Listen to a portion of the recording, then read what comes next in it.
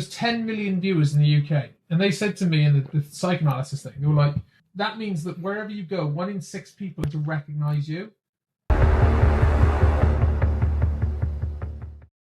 What was the process? Because I actually got knocked back from The Apprentice. I went on and I went to stage 1 and they were like, we all got given numbers like 1, 2, 3, 4, 5, 6, 7, 8, 9, 10. Yeah, that's it. They go, right, number, they ask you, I remember that. It's twice. So yeah, I read about how to get on it. And it was, what you did is you applied. Yeah. And they had, I think they had like 30,000 applicants. They went down to 4,500. And then what they would do is then they had like 1,500 interviews in Birmingham, 1,500 in London, 1,500 in Scotland. But then the first stage of it was that they literally put you 10 of you went in a room, piece of paper on the floor, 1 to 10, line up, and then these producers then sit there and go, okay, so we're going to ask you in 30 seconds why you think you'd be a good business partner for Alan Sugar, some sort of question like that. And they go, number 7.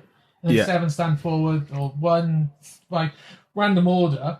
And at the end then they just turn around and go, okay, 7, 7, 8, 1, 4, you can stay, everyone else go home. And what did you say?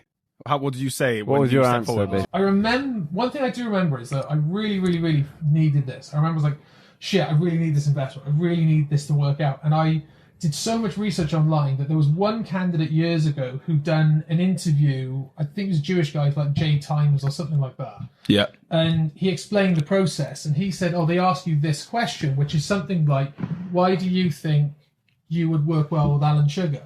And I was like literally on the way up to London. I was literally just sitting there writing it down and practicing it in my head. And I'm going to say this, I'm going to say this, I'm going to say this. And then they asked a completely different question. What question did they ask? I think they asked something like, why do you think that you and your business is a good partnership for Alan Sugar? And did you have a quick answer? They went number 7 and I was first.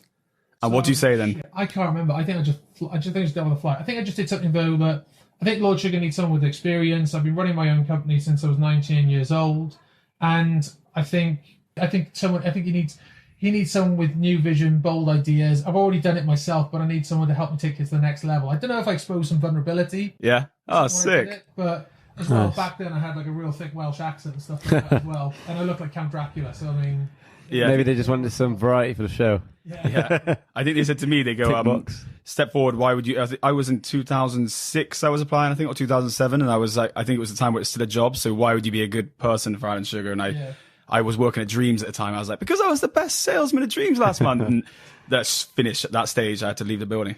So what happened after that? So you've gone through to stage 1, you got to the next room. So I don't know what the next room is at. So the next room then is so the whole point of this process, so they're trying to whittle down 1,500 people down to like, I think 100. Right. And so what they do then is about 10 different stages, I think. I think it's maybe a bit less. I'll rattle them off as I remember them, and then we can get a counter on the screen or whatever. Yeah. All right, nice. Basically, I think step 1 is that whole 10 of you line up, they pick 4 go through. The next one, then you sit down, and then there's a room of about 30 little tables. Yeah. You sitting over basically across from a producer. Yeah. And then the producer will ask you questions and takes notes. And then I think if they like you as a person, you get the second pass, which is then you go downstairs. When you go downstairs, then you have to go and have a one-on-one meeting over a table with a business professional and another producer. And I think the business professional is just the guy asking, in my case it was a guy, could be a girl, but, was asking questions like, what's your company? What are you doing? What have you done before? What's your profit? What's your EBITDA? I think just like dropping in these little questions to make sure that actually you know something about business. Yeah. And then once that worked, I then had to go to another location and they did like a TV, they just record you on a camera. But that's the bit whereby, they have the whole behind the scenes footage of the candidates. Yeah. That's the footage that they use.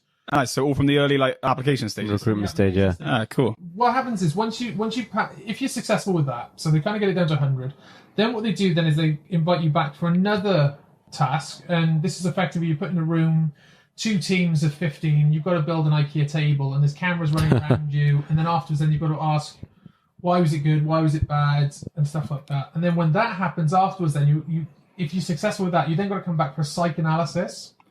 Because one of the Did you pass with flying colours? Some colours. Some of your stories, I wouldn't be so sure. But no, seriously, right? It is the whole psychoanalysis, because they came to speak to me, because you basically sit there, you sit in the room with a sort of psychiatrist or whatever. Yeah. And they talk to you about the impact of this program, what it's going to do.